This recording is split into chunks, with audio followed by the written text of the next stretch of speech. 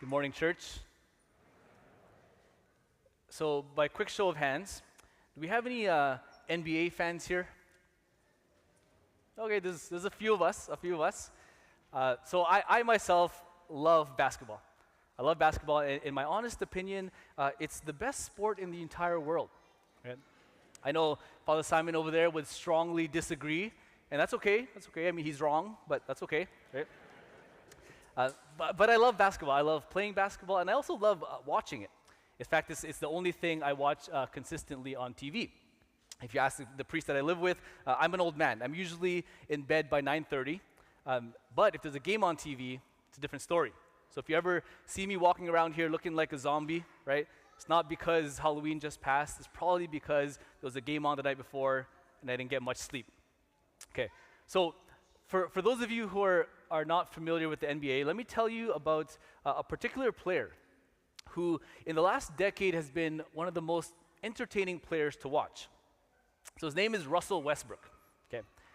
And the reason Russell Westbrook is so entertaining to watch is because he's extremely athletic. He's super fast, he's a high flyer, and it's so fun to watch him do his thing on the court. Now, in the course of his 16 years of playing in the league, Westbrook has accumulated many individual accolades. So he's been named the league MVP. He's a 2-time scoring leader, 9-time NBA All-Star. He's the all-time leader in career triple-doubles. Now, if you don't know what that means, it basically means he's really, really good, okay? And he's an amazing individual player all around. But despite all of his individual accomplishments, he's yet to achieve the biggest prize, the ultimate prize, the one that many players would actually say is really the only one that matters. And that's the NBA championship. Right? So in his 16 years of playing, Westbrook has not been able to win a single one. And so as a result, he's bounced around several teams over these last several years. And this year, he's joined team number 6 in hopes of winning his very first championship. And as of right now, it's not looking too good for him. And so, as great as he is, with all his individual success, individual talent, individual effort, this individual thing just hasn't been enough to achieve the result he really desires. Now, sometimes in our own life, we can experience a similar tendency or temptation to go it alone, right? To do things on our own without anyone else, to do this individual thing because we think the quality will be higher that way. Right? Maybe we feel like a task will get done faster if I just do it myself. So we avoid asking anyone for help. Or maybe we feel like a particular problem that we're facing will only get worse if I'm not in complete control. So we don't involve anyone else in it. Or maybe we're just unaware that someone else can actually help us, or should help us, or wants to help us. So we keep to ourselves and we do the individual thing. And yet, if we were to look at every level of success, there's almost always a team behind the individual, right? So you look at a successful business. It always has a team working in the background behind the CEO. Look at a successful actor or a singer or whatever, right? During their award acceptance speech, they list off all the people that helped them get there. And even successful athletes in individual sports, when they win, one of the first people they go to hug is their coach who helped them get there, who coached them to get there.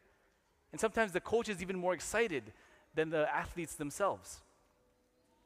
And so this shows us that oftentimes, to get the results that we truly desire, doing it alone isn't the best way to go. Now, in the spiritual life, this is a real temptation too, right? This temptation to go it alone, to hold this personal piety that keeps my faith closed within itself, that my faith is solely about me and God, and that's it. But the Word of God today suggests to us that there is another way to go about it. So, what's going on in this gospel that we just heard? So there's a group of Jewish scholars who are debating and disputing with Jesus about all sorts of different topics, right?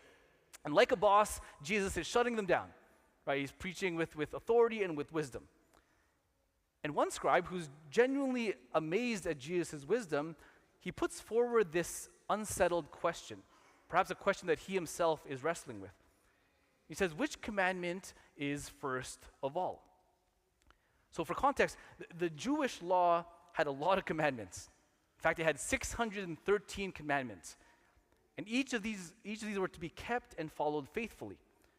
So essentially, the scribe is asking, of the 613 commandments that I and we are to follow, which is number one? Which deserves my first and foremost attention? So Jesus says, love God with all you've got. He says it a little more poetically than that, but essentially that's the gist, right? He says, love God with everything you've got. And so Jesus adequately answers what the scribe is asking. But then he also answers what the scribe isn't asking, right? Because the scribe only asked for commandment number one. That's it. But perhaps knowing what the scribe needed to hear, Jesus quickly follows that with, love your neighbor as yourself.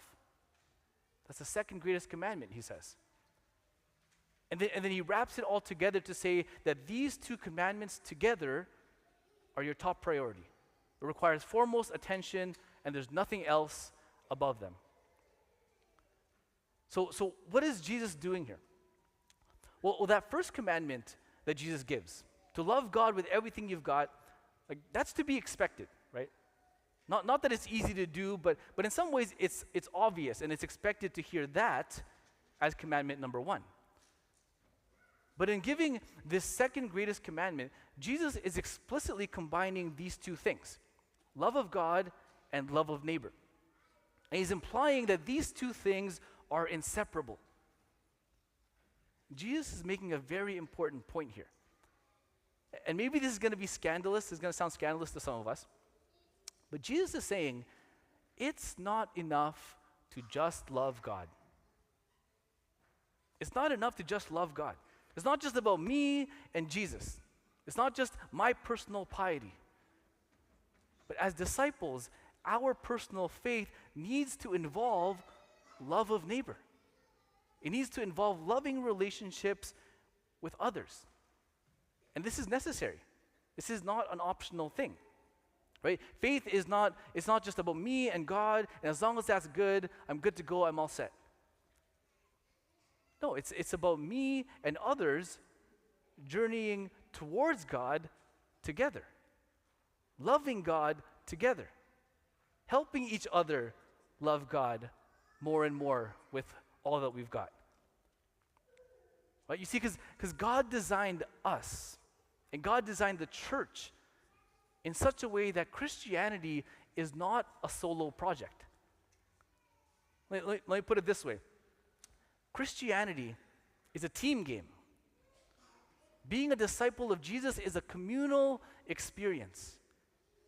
And we walk the road to heaven not in single file, but side by side. And so to love our neighbor is to be in relationship with our neighbor, to be in relationship with fellow disciples. Just a couple of weekends ago, we had our Eucharistic Congress here in the Archdiocese. And during one of the talks, the bishop who was giving the presentation, he gave us this simple yet insightful image. He said, imagine an upside down cone. Right, there's a wide bottom, and there's a narrow and pointy top.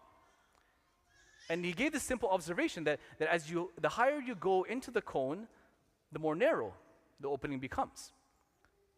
He said this is representative of the life of the church. That as we move higher towards God, we simultaneously get closer to each other. And that means that if we want to get closer to God, we need to get closer to others. That if we want to love God with all that we've got, we need to love others in the process. And the bishop said very plainly, if you don't love the person beside you, you can't move higher towards God. There's no other way. And that's a pretty serious statement. And so, love of our neighbor, being in relationship with one another, is an essential piece to our life as Christian disciples.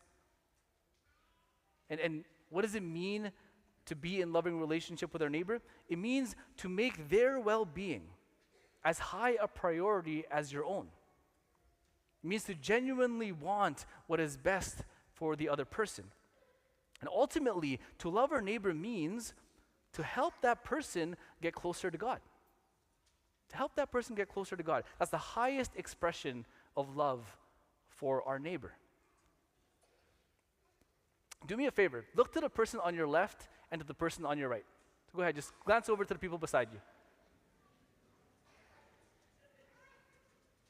These people that you just looked at are supposed to help you get closer to God. And you're supposed to help them get closer to God. Right? Because we need each other in this walk of discipleship. Right? We need each other's help to get closer to God and ultimately to get to heaven. And of course, it's Jesus alone who opens heaven for us, but we need each other to actually get there. And journeying together towards God is part of who we are as a church. It's part of how this life of faith is meant to work. And in fact, this is deeply embedded in everything we do here at the parish. Everything we do involves some relational aspect between disciples. So we've been showing this a lot these last few weeks, right? This is our parish game plan. It outlines the ways that people become missionary disciples here at St. Benedict Parish. Well, everything in this game plan involves disciples in relationship with one another, because we know how essential that is to our faith. So the most clear expression of disciples in relationship with one another is, of course, in our life groups. Right? These small groups of people within our parish who very intentionally and explicitly journey together, grow together, and engage in loving relationship with one another through their regular connections. It's this very concrete and clear and effective way of living out this command to love our neighbor. But it doesn't just happen in our life groups.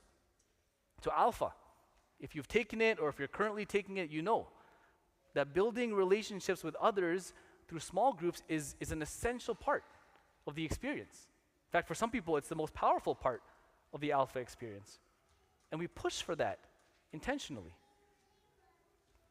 The last 2 weeks, we've been talking about serving, right? You notice how we don't say serve St. Benedict Parish, or we don't even say serve God.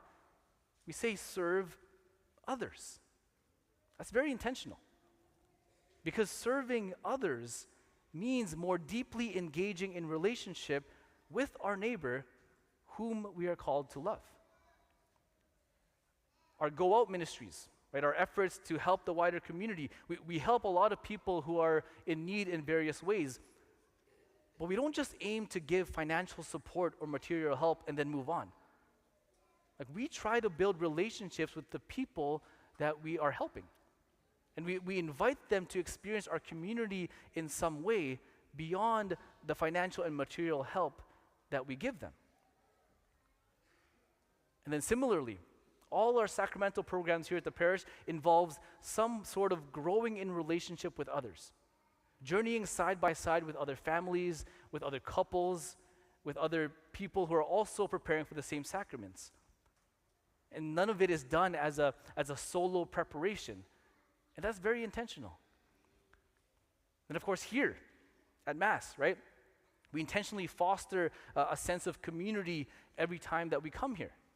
Right? It's not just accidental that we're here, that we're here as individuals who happen to like the same particular Mass time, or who happen to remember to change your clock so you actually came to Mass today. It's not an accident, right? No, we're intentionally gathered to worship God together. And we're here to help each other grow closer to God.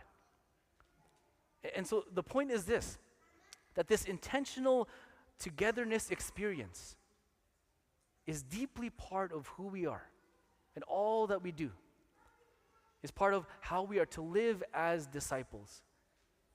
And when we more deeply engage in loving relationship with other disciples, then together we can move closer and closer to God. So right now, I want to give you an opportunity to grow in this. So at the beginning of Mass, as we always do, we invited you to find a prayer partner. And I assume all of you have a prayer partner, and if you don't, this is your chance to find one. But I'm going to invite everyone to take an extra step in engaging in that loving relationship with your neighbor that I've been talking about. So in a moment, not right now, but in a moment, I'm going to get you to turn back to your prayer partner or find one. And I want you to share one personal intention that person can pray for you during this week. Right? In other words, in what way can this person pray for you during this week? And the intention can be as personal as you're comfortable to share. But I'm inviting each of you to take a step in entrusting yourself and your intention to your neighbor, who is meant to help you get closer to God. Okay, so we're going to take 30 seconds, and turn to your prayer partner, and share with them a personal intention that they can pray for. So go ahead and do that now.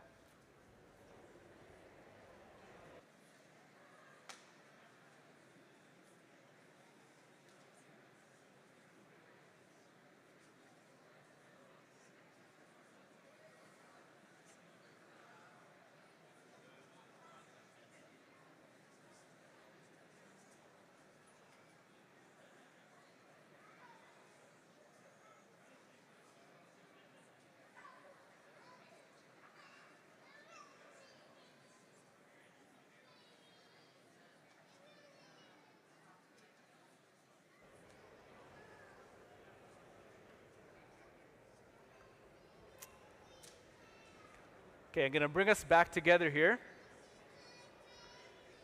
If you need more time, then after Mass, take that time to keep talking with your prayer partner before you take off.